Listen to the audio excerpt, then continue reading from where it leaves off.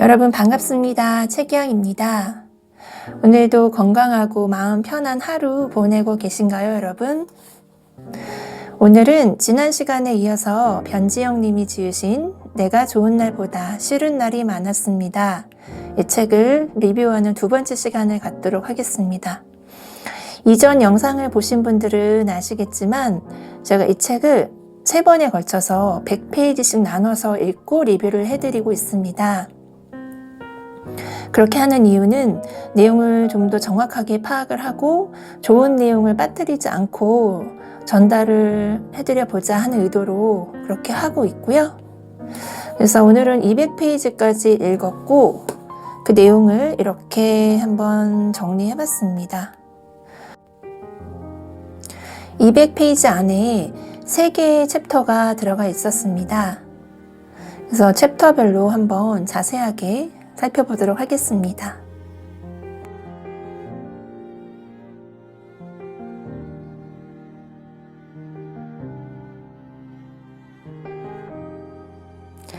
챕터 3, 그 사람에게서 나를 본다. 이 장을 읽을 때에는 저를 둘러싼 수많은 관계에 대해서 생각을 해봤습니다. 그 관계 속에서 우리는 누군가에게 지나치게 잘하려고 애를 쓰지 않는지 한번 돌아보게 되었는데요.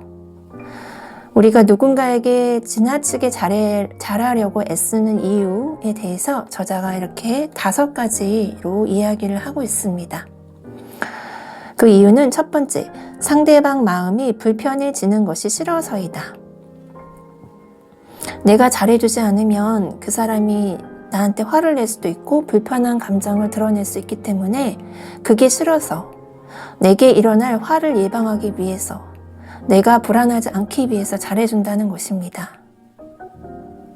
두 번째, 상대방을 싫어하는 마음을 들키지 않기 위해서이다.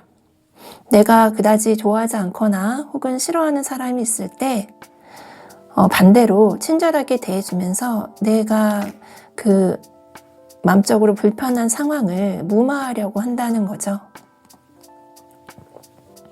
세 번째는 자기 존재감을 확장하기 위해서이다.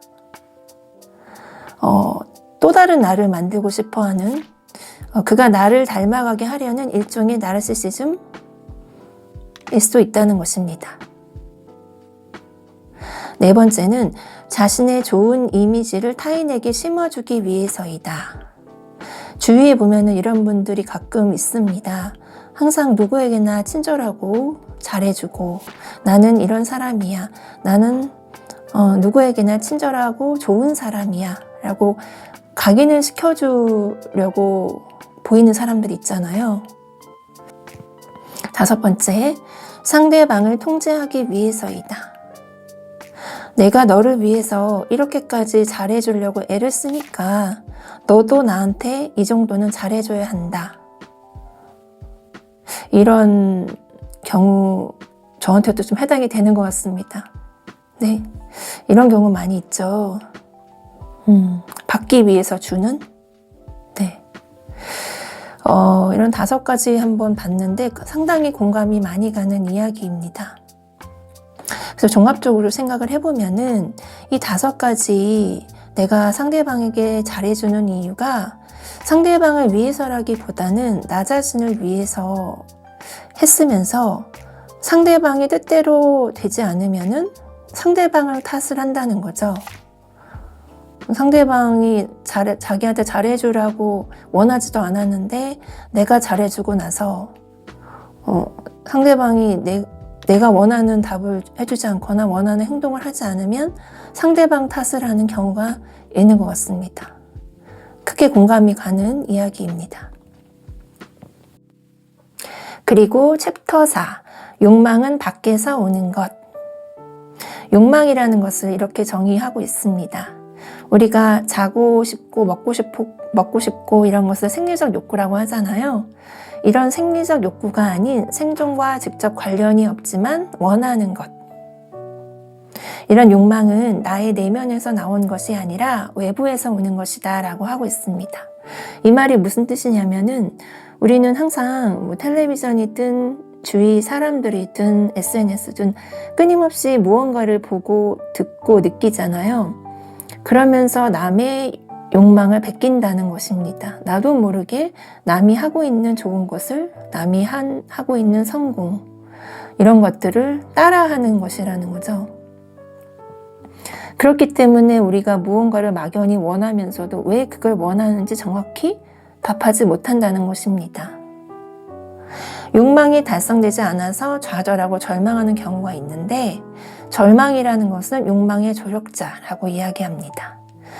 우리가 욕망을 추구하다가 잘 되지 않았을 때 절망에 빠져 있다가 다시 일어나잖아요. 다시 그 원래 욕망을 추구하거나 아니면 더 큰 욕망을 쫓거나 아니면 다른 욕망을 찾기도 하죠.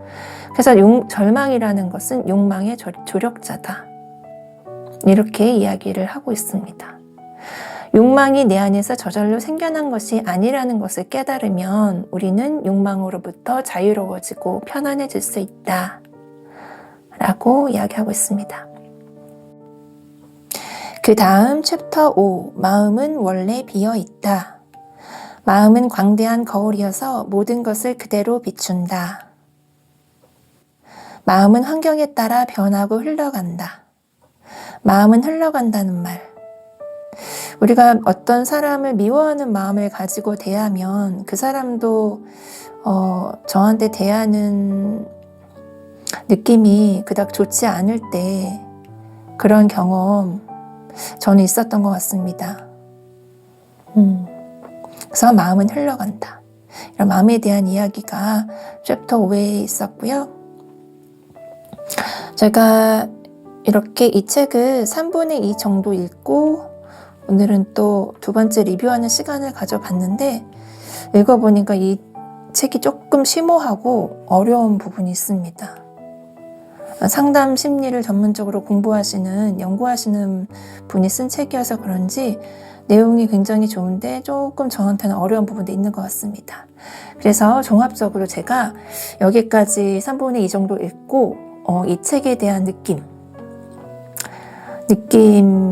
말씀을 드리자면 마음도 치료할 수 있겠구나 이런 생각이 들었습니다.